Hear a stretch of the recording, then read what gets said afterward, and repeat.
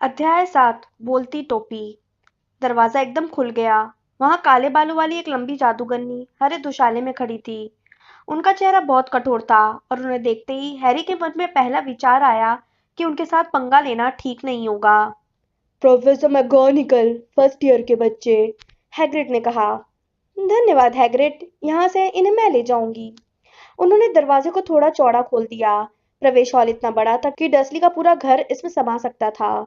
ग्रीनगॉट की तरह यहाँ भी पत्थर की दीवारों पर जलते हुए मशालों से रोशनी हो रही थी। छत इतनी ऊंची थी कि दिखती ही नहीं थी और ऊपर की मंजिलों तक जाने के लिए संगमरमर की शानदार सीढ़ियां उनके सामने थीं। सख्त पत्थर के फर्श पर वे लोग प्रोफेसर मैगोनिकल के पीछे पीछे चल दिए। दाईं तरफ के दरवाजे से हैरी को सैकड़ों हल्की हल्की आवाजें सुनाई दे रही थीं। लगता था स्कूल के बाकी बच्चे वहां पहले ही पहुंच चुके थे। पर प्रोफेसर मैगोनिकल फर्स्ट ईयर के बच्चों को हॉल में नहीं ले गई, बल्कि उन्हें हॉल के पास वाले एक बड़े छोटे खाली कमरे में खड़ा कर दिया। वे एक दूसरे से सटकर खड़े थे और परेशानी की हालत में इधर उधर ताक रहे थे। आमतौर पर वे इतने पास पास खड़े नहीं होते जितने पास वे इस समय खड़े थे। हॉगवर्ट्स में आप लोगों का स्वागत है, प्रोफेसर मैगोनिकल ने कहा। सत्र की शुरुआती दावत जल्दी ही शुरू होने वाली है, परंतु इससे पहले कि आप लोग बड़े हॉल में अपनी सीट पर बैठे, आपको अपने हाउस के लिए चुना जाएगा। यह बहुत महत्वपूर्ण है, क्योंकि जब तक आप यहाँ रहेंगे तब तक आपका हाउस हॉगवर्ट्स में आपके परिवार की तरह होगा। आप अपने हाउस के बाकी सभी बच्चों के साथ क्लास में बैठेंगे, अपने हाउस के कमरे में सोएंगे और अपने हाउस के हॉल में अपने खाली समय बिताएंगे। कुल 4 हाउस या दल हैं, जिनके नाम है गरुड़ द्वार, मेहनतकश, चीलघात और नागशक्ति। हर हाउस का अपना शानदार इतिहास है, हर एक में बेहतरीन जादूगर और जादूगरनियां हुए हैं। जब तक आप हॉगवर्ट्स में रहेंगे तब तक अच्छे काम के लिए आपको हाउस पॉइंट मिलेंगे, जबकि किसी भी तरह का नियम तोड़ने पर आपके हाउसों के पॉइंट घटा दिए जाएंगे।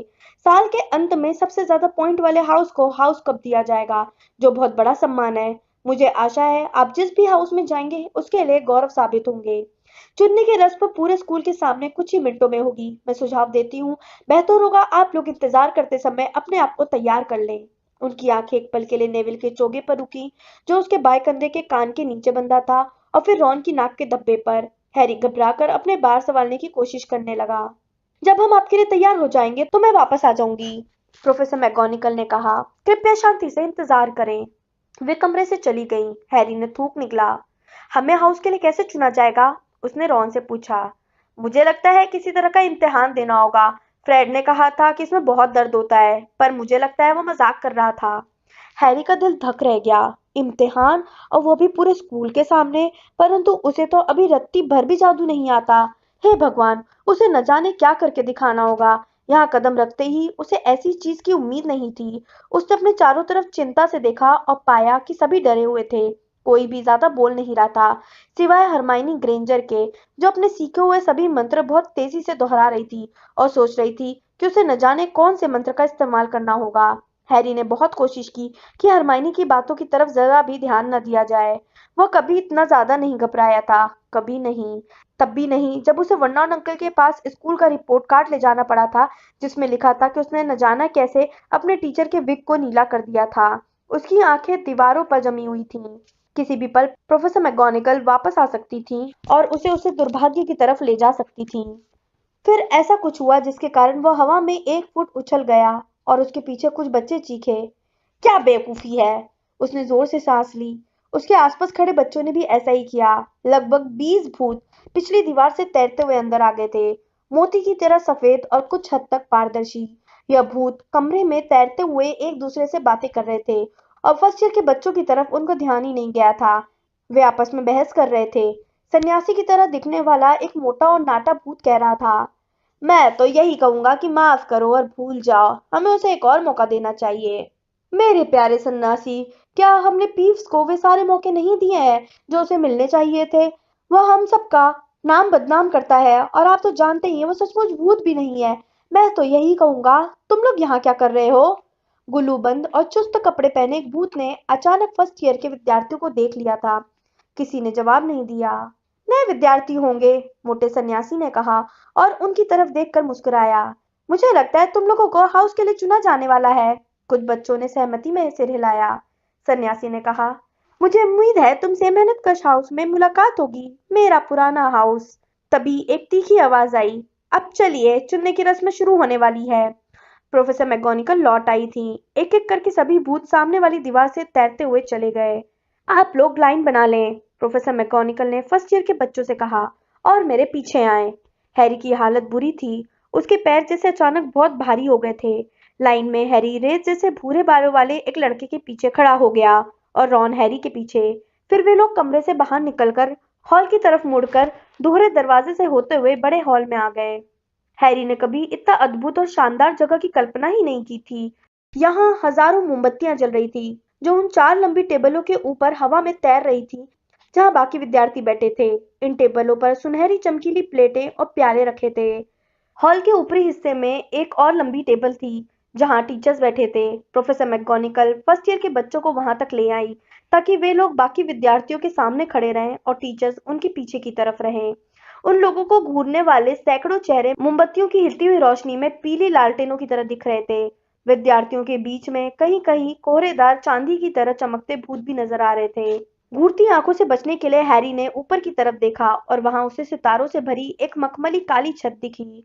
उसने सुना हरमाइनी फुसफुसा रही थी, इस पर जादू किया गया है ताकि यह बाहर के आसमान की तरह दिखे। हॉगवर्ट्स का इतिहास किताब में मैंने ये पढ़ा है। यह विश्वास करना मुश्किल था कि ऊपर की छत भी थी, क्योंकि लग तो ऐसा रहा था जैसे बड़ा हॉल सीधे आसमान में ही खुलता था। जब प्रोफेसर मैगोनिकल ने बिना कुछ कहे 4 पैर वाला एक स्टूल फर्स्ट ईयर के विद्यार्थी के सामने रख दिया, तो हैरी ने जल्दी से दोबारा नीचे देखा। स्टूल के ऊपर उन्होंने एक जादूगरों की टोपी रखी थी, जिसकी नोक उभरी हुई थी। यह टोपी फटी थी, गंदी थी और इसमें बहुत सारे पैबंद लगे थे। पिटूनिया आंटी ने इसे अपने घर में नहीं घुसने दिया होता। शायद उन लोगों को वो टोपी में से खरगोश निकालकर दिखाना होगा। हैरी की कल्पना अब काबू से बाहर हो चुकी थी। यही हो सकता था।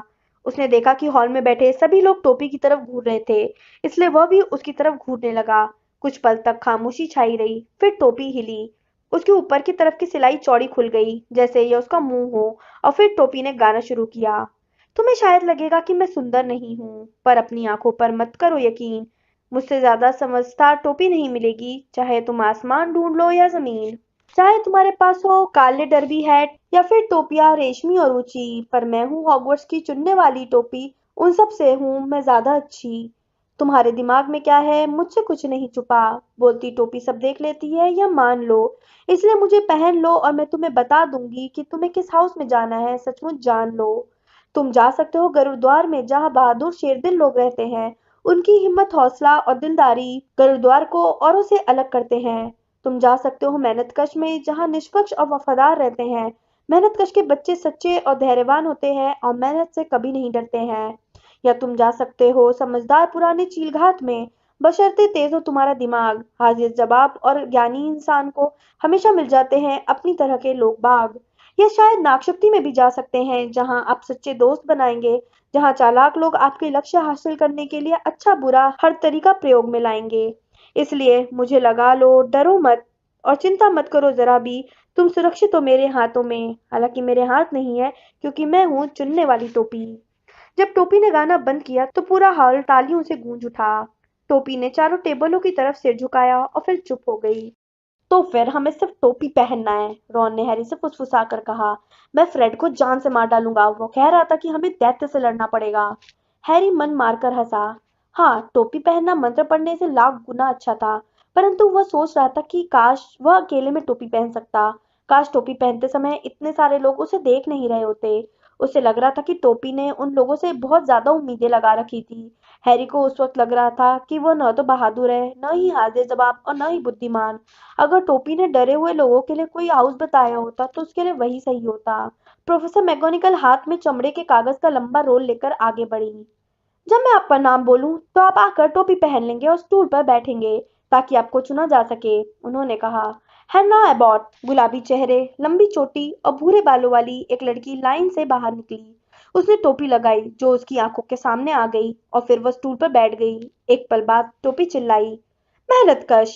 जब हन्ना दाहिनी तरफ की मेहनतकश टेबल पर बैठने के लिए गई, तो वहां से तालियों की और खुशी से चिल्लाने की आवाजें आई। हैरी ने देखा कि मोटे सन्यासी का भूत हन्ना की तरफ देखकर खुशी से हाथ हिला रहा था। सूजन बोन्स, मेहनतकश। टोपी एक बार फिर चिल्लाई और सूजन भी हन्ना के बगल में बैठने के लिए दौड़ पड़ी। टेरी बूट, चील घात। इस बार बाईं तरफ से दूसरी टेबल पर तालियां बजने की आवाजें आईं। टेरी के पास आने पर चीलघात के कई विद्यार्थी उससे हाथ मिलाने के लिए खड़े हो गए। मैंडी ब्रोकलहर्स्ट भी चिलघात में गई, परंतु लेवेंडर ब्राउन पहली नई गरुड़द्वार बनी और सबसे बाईं तरफ की टेबल पर खुशी का शोर गूंज उठा। हैरी देख रहा था कि रॉन के जुड़वा भाई सीटी बजा रहे थे। मिलिसेंट बलस्ट्रोड पहली नागशक्ति बनी। शायद नागशक्ति के बारे में उसने जो सुना था उसकी वजह से ये हैरी की कल्पना हो, परंतु उसके मन में विचार आया कि नागशक्ति के विद्यार्थी बुरे दिख रहे थे। उसे लगा जैसे उसकी तबीयत खराब हो रही थी। उसे याद था कि उसके पुराने स्कूल में खेलकूद के पीरियड में टीम बांटते समय क्या होता था। उसे हमेशा सबसे आखिरी में चुना जाता था, इसलिए नहीं क्योंकि वह अच्छा नहीं खेलता था, बल्कि इसलिए क्योंकि कोई भी डडली के सामने यह नहीं दिखाना चाहता था कि वे उसे पसंद करते थे। जस्टिन फिंच फ्लेचली मेहनतकश। हैरी ने देखा कि कई बार टोपी हाउस का नाम तत्काल चिल्ला देती थी, परंतु कई बार इसे फैसला करने में थोड़ी देर लगती थी।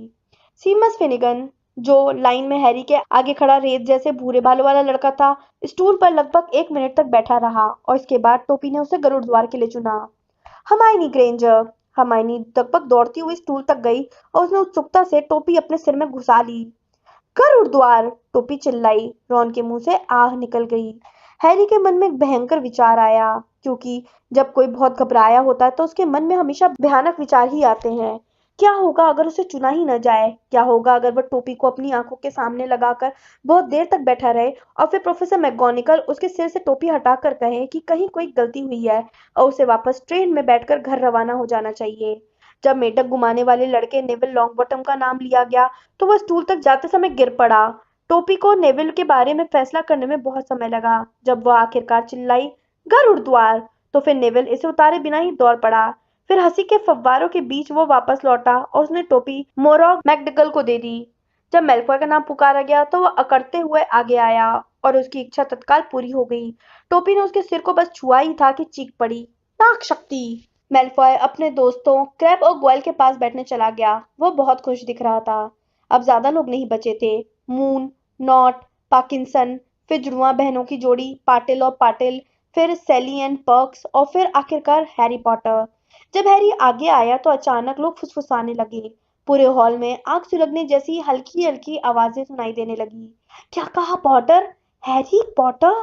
हैरी ने टोपी को अपनी आंखों के ऊपर गिरने से पहले जो आखिरी दृश्य देखा वह यह था कि हॉल के लोग उसे ठीक से देखने के लिए अपनी गर्दन ऊंची कर रहे थे। अगले पल वो टोपी के काले अंदरूनी हिस्से को देख रहा था। वो इंतजार करने लगा।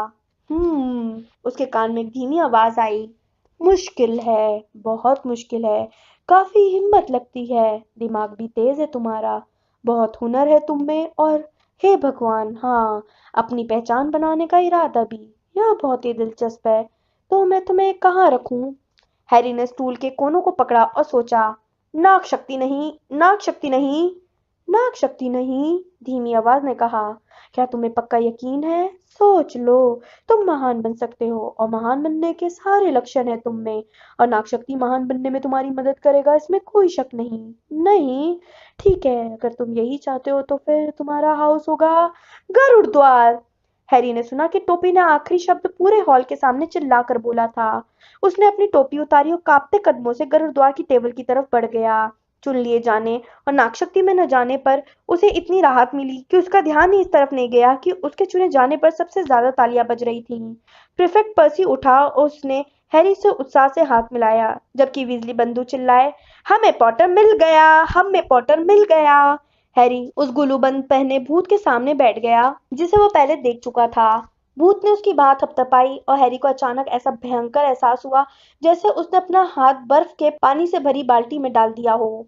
अब वह ऊंचे टेबल को ठीक तरह से देख सकता था। उसके सबसे करीब वाले कोने पर हैग्रिड बैठा था। हैरी और हैग्रिड की आंखें जब मिली तो हैग्रिड ने अपना अंगूठा ऊपर करके उसे बधाई दी। हैरी जवाब में मुस्कुराया और वहां ऊंची टेबल के बीचों बीच एक बड़ी सुनहरी कुर्सी पर एल्बस डंबलडोर बैठे थे। हैरी ने उन्हें तत्काल पहचान लिया क्योंकि वह ट्रेन में चॉकलेट के मेढक वाले कार्ड में उनकी फोटो देख चुका था। डंबलडोर के चांदी जैसे बाल पूरे हॉल में इकलौती ऐसी चीज थी जो भूतों जितने चमक रहे थे। हैरी ने प्रोफेसर क्विरिल यानी उस घबराए हुए युवक को भी पहचान लिया जिनसे वह रिश्ती कढ़ाई में मिल चुका था। बड़ी बैगनी पगड़ी में वे बहुत अजीब दिख रहे थे। और अब चुने जाने के लिए सिर्फ 3 लोग ही बचे थे। लीसा टर्पिन चीलघात में गई और फिर रॉन की बारी आई। रॉन का चेहरा अब तक पीला हरा हो चुका था। हैरी ने टेबल के नीचे अपनी उंगलियां आपस में बांध ली और एक सेकंड बाद टोपी चिल्लाई, गरुड़ द्वार। जब रॉन उसके पास वाली कुर्सी में धम से बैठा तो बाकी लोगों के साथ हैरी ने भी जोर जोर से तालियां बजाई। बहुत अच्छे रॉन, शाबाश, पर्सी वीजली ने बड़ेपन से कहा। फिर ब्लेड जेबनी को नागशक्ति के लिए चुना गया। प्रोफेसर मैगोनिकल ने चमड़े के कागज का रोल मोड़ा और बोलती टोपी उठाकर ले गई। हैरी ने अपनी सुनहरी खाली प्लेट की तरफ देखा। उसे अब जाकर ध्यान आया कि वो कितना भूखा था। उसे लग रहा था जैसे कद्दू के पेस्ट्री खाए हुए सदियां बीत चुकी थी। तभी अल्बस डम्बलडोर खड़े हुए। वे विद्यार्थियों की तरफ देखकर मुस्कुरा रहे थे। उनकी बाहें चौड़ी खुली हुई थी, जैसे उन लोगों को देखने से बढ़कर खुशी दुनिया में और कोई हो ही नहीं सकती थी। स्वागत है, उन्होंने कहा। हॉगवर्ट्स में नए साल में स्वागत है। इससे पहले कि हम लोग दावत शुरू करें, मैं कुछ शब्द कहना चाहूंगा। और ये रहे वे शब्द, उल्लू, चर्बी, छुटपुट, चिकोटी। धन्यवाद। वे बैठ गए। सबने खुश होकर तालियां बजाई। हैरी की समझ में नहीं आया कि हंसना चाहिए या नहीं। क्या वे थोड़े से पागल हैं? हैरी ने पर्सी से दुविधा में पूछा। पागल? पर्सी ने गर्व से कहा। वे जीनियस है, दुनिया के बेहतरीन जादूगर। पर हाँ, वे थोड़े खिसके हुए जरूर हैं। आलू लोगे हैरी? हैरी का मुंह खुला रह गया। उसके सामने की प्लेटें अब भोजन से भरी हुई थीं। उसने इतनी सारी मनपसंद चीजें एक ही टेबल पर कभी नहीं देखी थी। Roast beef, roast chicken, pork chops और लैम्ब चॉप्स, कबाब, बेकन और स्टीक, उबले आलू, भुने आलू, चिप्स, यॉर्कशायर पुडिंग, मटर, गाजर, ग्रेवी, केचप और किसी अजीब कारण से मिंट कैंडी। डर्सी परिवार में हैरी को पूरी तरह भूखा तो नहीं रखा जाता था, परंतु उसे उसकी पसंद का खाना भी नहीं मिल पाता था। हैरी को जो चीज सचमुच चाहिए होती थी उसे डडली हमेशा ले लेता था, चाहे उसे खाने के बाद वो बीमार ही क्यों ना पड़ जाए। हैरी ने अपनी प्लेट में मिंट कैंडी को छोड़कर बाकी सभी चीजें थोड़ी थोड़ी ले ली और खाने पर टूट पड़ा। सभी चीजें बहुत स्वादिष्ट थीं। देखकर अच्छा लगता है, गुल्लूबंद पहने भूत ने दुख भरी आवाज में कहा, जो हैरी को अपना स्टीक काटते हुए देख रहा था। क्या आप नहीं खा सकते? मैंने पिछले 400 सालों से कुछ नहीं खाया है, भूत ने कहा। जाहिर है मुझे इसकी जरूरत नहीं है, परंतु फिर भी इसकी कमी अखरती है। मुझे नहीं लगता मैंने अपना परिचय दिया है। सर निकोलस डे मिम्सी पॉर्पिंगटन, गरुड़ द्वार टावर का भूत। मैं जानता हूँ कि आप कौन हैं, रॉन ने अचानक कहा। मेरे भाइयों ने मुझे आपके बारे में बताया है। आप लगभग सिर कटे निक हैं। मैं चाहूंगा कि तुम मुझे सर निकोलस डे मिम्सी के नाम से बुलाओ, भूत ने थोड़ा तनकर कहा। परंतु रेत जैसे बालों वाला सीमस फिनिगन बीच में ही बोल पड़ा। लगभग सिरकटे? कोई आदमी लगभग सिरकटा कैसे हो सकता है? सर निकोलस का मूड उखड़ गया। ऐसा लग रहा था जैसे ये चर्चा उस रास्ते पर नहीं जा रही थी जिस रास्ते पर वो इसे ले जाना चाहते थे। इस तरह, उसने चिढ़ते हुए कहा। उसने अपना बायां कान पकड़ा और उसे झटक दिया। उसका पूरा सिर गर्दन के पास से लटक गया और कंधों पर गिर गया, मानो यह किसी कब्जे पर झूल गया हो। साफ दिख रहा था कि किसी ने उसका सिर काटने की कोशिश की थी, परंतु उसने यह काम ठीक तरह से नहीं किया था। उनके चेहरे पर आश्चर्य के भाव देखकर लगभग सिरकटे निक ने खुश होकर अपने सिर को वापस अपनी गर्दन पर लगा लिया और खांसते हुए कहे, तो गुरुद्वार के नए विद्यार्थियों, मुझे आशा है कि इस साल हाउस चैंपियनशिप जीतने में तुम हमारी मदद करोगे। गरुड़द्वार इतने लंबे समय तक बिना जीते कभी नहीं रहा। नाग शक्ति लगातार 6 साल से कब जीत रहा है। खूनी नवाब को सहन करना अब मुश्किल होता जा रहा है। वह नाग शक्ति का भूत है।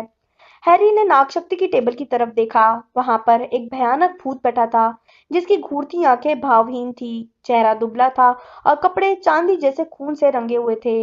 हैरी को देखकर खुशी हुई कि वो भूत मेल्फॉय के ठीक पास बैठा था, जो इस बैठक व्यवस्था से खास खुश नजर नहीं आ रहा था। उसके कपड़ों पर इतना सारा खून कैसे लगा है? सीमस ने बहुत दिलचस्पी से पूछा। मैंने कभी नहीं पूछा, लगभग सिरकटनिक ने नजाकत से कहा। जब सबने भरपेट खा लिया तो बचा हुआ खाना उनकी प्लेटों से गायब हो गया और प्लेटें पहले की तरह ही चमकने लगी। एक पल बाद पुडिंग सामने आ गई। हर स्वाद की आइसक्रीम मौजूद थी, apple pie, treacle pastry, chocolate eclair और jam doughnuts, sponge cake, strawberry jelly, rice pudding. जब हैरी ने ट्रिकल पेस्ट्री खाना शुरू किया तो चर्चा उनके परिवारों की तरफ मुड़ गई। मैं मिला जुला हूँ, सीमस ने कहा। मेरे डैडी मगलू हैं और मम्मी जादूगरनी। मम्मी ने अपने जादूगरनी होने की बात उन्हें तब तक नहीं बताई जब तक उनकी शादी नहीं होगी। यह सुनकर उनके तो होश ही उड़ गए। बाकी लोग हंसे। और तुम नेविल? रॉन ने कहा। मेरी दादी ने मुझे पाला है, वे जादूगरनी है, नेविल ने कहा। परंतु पूरा परिवार यही सोचता था कि मैं शुरू से ही मगलू था।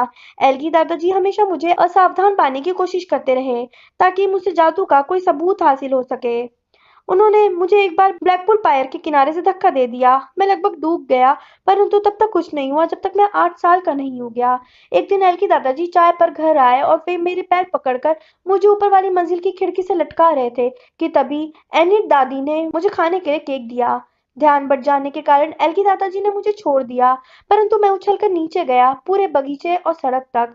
वे लोग सचमुच खुश थे। दादी तो इतनी खुश हुई कि रोने लगी। और जब मुझे स्कूल में दाखिला मिला तो उनके चेहरे देखने लायक थे। वे सोच रहे थे कि मुझ में यहाँ आने जितना जादू नहीं होगा। एल्गी दादाजी इतने खुश हुए कि उन्होंने मुझे मेढक खरीद कर दिया। हैरी के दूसरी तरफ पर्सी वीजली और हमारी पढ़ाई के बारे में बातें कर रहे थे। मुझे आशा है वे लोग तत्काल पढ़ाई शुरू कर देंगे। सीखने को कितना कुछ है। मेरी रुचि खास तौर पर रूप परिवर्तन में है, यानी किसी चीज को किसी दूसरी चीज में बदलना। जाहिर है इसे बहुत कठिन समझा जाता है। शुरुआत में तुम्हें छोटी चीजें सिखाई जाएंगी, जैसे माचिस की तीली को सुई में बदलना और इस तरह की चीजें। हैरी के शरीर में पर्याप्त गर्मी आ चुकी थी और उसे नींद आ रही थी। उसने एक बार फिर ऊंची टेबल की तरफ देखा। हैग्रिड अपने प्याले में से कुछ पी रहा था। प्रोफेसर मैगोनिकल प्रोफेसर डंबलडोर से बातें कर रही थी। अजीबोगरीब पगड़ी पहने प्रोफेसर क्विरल एक टीचर से बात कर रहे थे। उस टीचर के बाल काले और चिपचिपे थे, नाक मुड़ी थी और चमड़ी पीली थी। यह एकदम अचानक हुआ। मुड़ी नाक वाले टीचर ने क्विरल की पगड़ी के पास से हैरी की आंखों में सीधे देखा और हैरी के माथे के निशान में तेज तीखा दर्द उठा। आउच! हैरी ने अपना एक हाथ अपने सिर पर ठोका। क्या हुआ? पर्सी ने पूछा। कुछ नहीं। दर्द जिस तरह आया था उसी तरह अचानक चला गया, परंतु टीचर की नजर से जो हैरी को एहसास हुआ था उसे दूर हटाना इतना आसान नहीं था। यह एहसास कि वे हैरी को बिल्कुल पसंद नहीं करते थे। प्रोफेसर क्विरल से बात करने वाले टीचर कौन है? उसने पर्सी से पूछा। अच्छा, तो तुम कुरिल को पहले ही जानते हो। कोई हैरानी नहीं है कि वो इतने घबराए हुए क्यों हैं, क्योंकि वो प्रोफेसर स्नेप से बात कर रहे हैं। प्रोफेसर स्नेप जादुई काढ़े का विषय पढ़ाते हैं, परंतु यह वह विषय नहीं है जो वो पढ़ाना चाहते हैं। सबको मालूम है कि वे कुरिल की जगह पढ़ाना चाहते हैं। गुप्त कलाओं के बारे में स्नेप को बहुत ज्यादा ज्ञान है। हैरी ने कुछ समय तक स्नेप को देखा, पर स्नेप ने दोबारा उसकी तरफ नहीं देखा। और फिर अंत में पुडिंग्स भी गायब हो गई और प्रोफेसर डंबलडोर एक बार फिर खड़े हो गए। हॉल में खामोशी छा गई। अच्छा, अब जब हमने खा पी लिया है तो मैं कुछ कहना चाहूंगा। साल के शुरुआत में मैं आपको कुछ बातें बताना चाहता हूँ। फर्स्ट ईयर के विद्यार्थी यह ध्यान रखें कि अंधेरे जंगल में किसी भी हालत में कोई छात्र नहीं जाएगा, और हमारे कुछ सीनियर विद्यार्थी भी इस बात का ध्यान रखें तो बेहतर होगा। डंबलडोर की चमकती आंखें बिजली बंदूकों की दिशा में मुड़ गईं।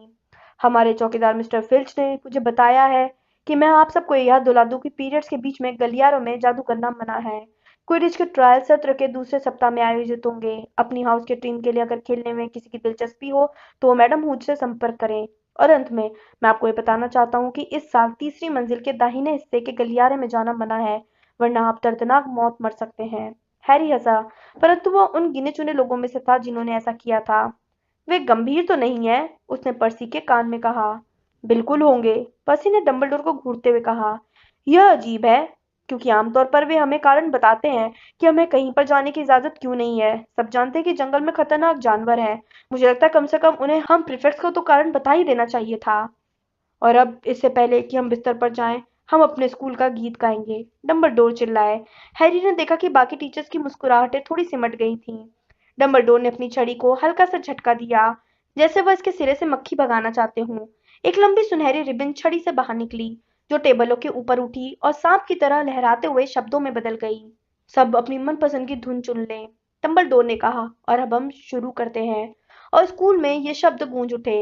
हॉगवर्ट्स हॉगवर्ट्स हॉगी वॉटी हॉगवर्ट्स, हमें कुछ सिखाओ मेहरबानी करके, चाहे हम बूढ़े और गंजे हों या छिले घुटनों वाले लड़के।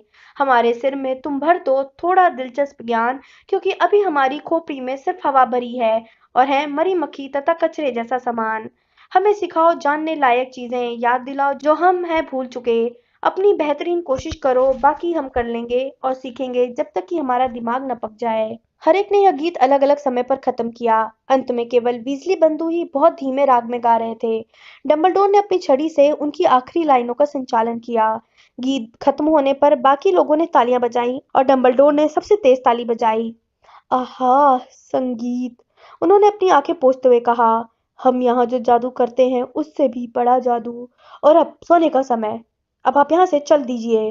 गुरुद्वार के फर्स्ट ईयर के विद्यार्थी बातें करती भीड़ के बीच से गुजरते हुए पर्सी के पीछे पीछे चल दिए।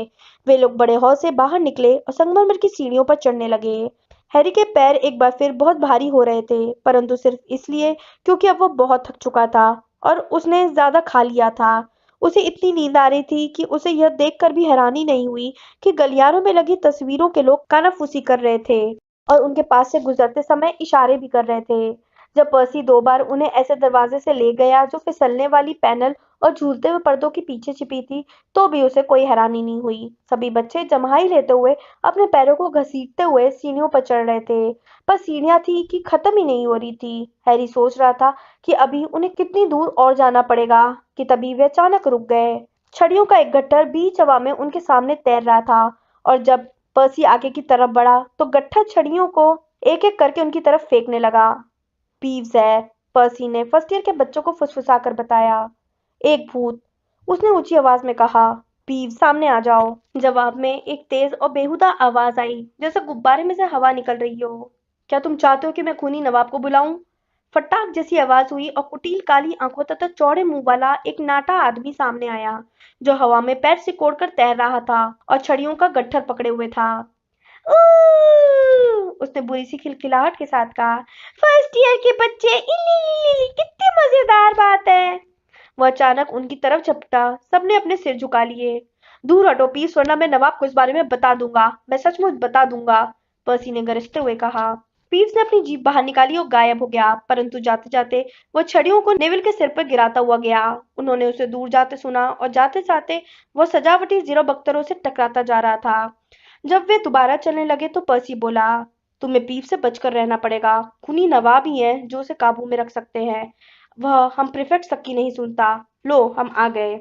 गलियारे के आखिरी सिरे पर गुलाबी रेशम की पोशाक में एक बहुत मोटी औरत की तस्वीर टंगी थी।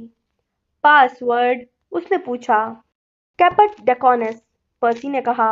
तस्वीर आगे की तरफ झुक गई और दीवार में एक गोल छेद दिखाई पड़ा। वे सब उसमें से घुस गए। नेविल को एक पैर उठाने के लिए सहारे की जरूरत पड़ी और उन लोगों ने खुद को गुरुद्वार के हॉल में पाया। यह गद्देदार कुर्सियों से भरा शानदार गोल कमरा था। पर्सी ने लड़कियों को एक दरवाजे से उनके कमरे तक पहुंचाया और लड़कों को दूसरे दरवाजे से उनके कमरे तक। सर्पीली सीढ़ियों के सबसे ऊपर वाले हिस्से पर पहुंचने के बाद जाहिर था कि वे टावर में पहुंच चुके थे। उन्होंने आखिरकार अपने बिस्तर खोज लिए। 5 पलंग लगे थे, जिन पर गहरे लाल मखमल के पर्दे थे। उनके संदूक पहले ही आ चुके थे। वे इतने थके हुए थे कि बात करने का तो सवाल ही नहीं उठता था। उन्होंने अपना अपना पैजामा पहना और बिस्तर पर लुढ़क गए।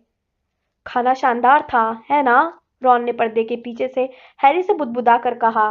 दूर हटो स्क्वैबस, वो मेरी चादर कुतर रहा है। हैरी रॉन से पूछने वाला था कि क्या उसने ट्रिकल पेस्ट्री खाई थी, परंतु इससे पहले कि वो ये पूछ पाता, हैरी तत्काल सो गया। शायद हैरी ने कुछ ज्यादा ही खा लिया था, क्योंकि उसने एक अजीब सपना देखा। वो प्रोफेसर कुरिल की पगड़ी पहने था, जो उससे बातें कर रही थी और उसे बता रही थी कि उसे तत्काल नागशक्ति में जाना पड़ेगा, क्योंकि यही उसकी तकदीर में लिखा है। हैरी ने पगड़ी को बताया कि वो नागशक्ति में नहीं रहना चाहता। पगड़ी भारी होती चली गई। हैरी ने उसे उतारकर फेंकने की कोशिश की, परंतु पगड़ी उसके सिर पर कसती चली गई, जिससे उसे दर्द होने लगा। और फिर वहां पर मैल्फॉय खड़ा था, जो उसे पगड़ी से जूझते देखकर उस पर हंस रहा था। फिर मैल्फॉय मुड़ी नाक वाले टीचर यानी स्नेप में बदल गया, जिसकी हंसी ऊंची और ठंडी होती चली गई। हरी रोशनी की एक चकाचौंध हुई और हैरी पसीना पसीना होकर कांपते हुए जाग गया। उसने करवट बदली और फिर से सो गया। जब वो अगले दिन जागा तो वह इस सपने के बारे में पूरी तरह भूल चुका था।